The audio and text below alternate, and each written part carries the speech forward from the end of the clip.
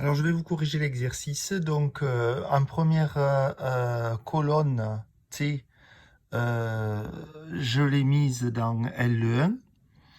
L2, je l'ai mise, c'est R de T. Et puis après, j'applique sur L3 directement log de L2. Donc, une fois que j'ai fait ça, je vais dans statistiques, encore une fois. Donc ça, il faut maintenant savoir le faire. Je fais L1, L3. Et je trouve encore une fois que R est très proche de -1, il pourrait être très proche de 1. Donc c'est pertinent de faire cet ajustement affine. Et je complète donc avec, comment on dit, 6 chiffres après la virgule, donc j'arrondis correctement. Et je trouve ça. Donc je remplace, attendez, je tourne, je remplace Y par log de R de T. Et pour faire partir le log, je fais une exponentielle, donc je vais avoir exponentielle de log ici et exponentielle ici. Je vous rappelle que exponentielle, je le marque ici, puis je vais l'effacer, exponentielle de x plus y, c'est égal à exponentielle de x fois exponentielle de y. Voilà, donc ce plus va se transformer avec un fois en exponentielle, donc je le fais.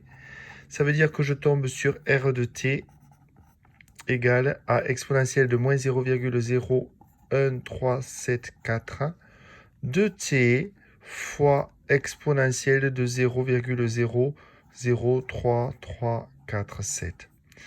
Et quand je calcule cette exponentielle, je vais pratiquement trouver cette valeur-là. Alors pourquoi j'ai fait une petite erreur?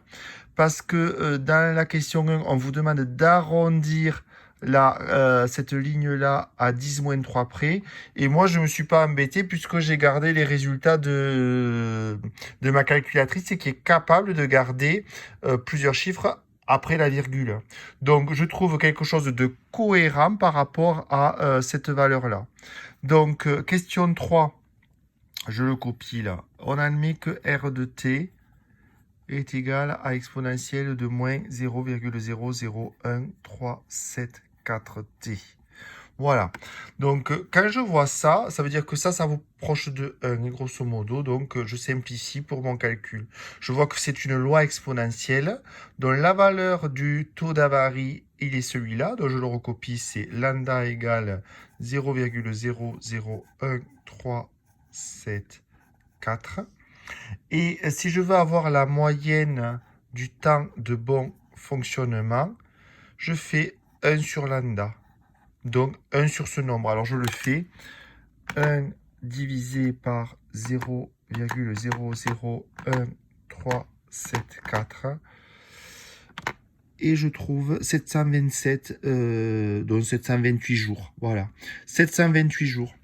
Alors maintenant, dernière question. On vous demande à 10-2 la probabilité de voir le système tomber en panne avant 365 jours.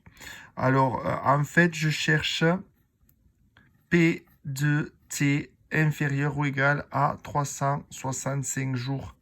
Voilà. Je cherche ça. Et ça, c'est F. Pardon, c'est F de 365. J'ai mis une virgule, il n'y a pas de virgule. Mais F de 365, c'est 1 moins 0 de 365. C'est le cours. Hein. Le cours, il est marqué ici. Je vous le montre, vous l'avez là. R de t, c'est 1 moins f de t. Ça veut dire que f de t, c'est égal à 1 moins r de t. Vous jouez avec cette formule qui est très simple. C'est la probabilité de l'événement contraire, en fait. Voilà. Et donc là, vous remplacez par 1 moins, et vous prenez cette valeur exponentielle de tout ce machin, là, moins 0, j'écris mal, 0, 1, 3, 7, 4, on n'y voit rien, fois 365. On trouve un nombre, voilà, on s'en fiche du résultat. L'essentiel, c'est que vous ayez l'idée. Je vous dis à demain, au revoir.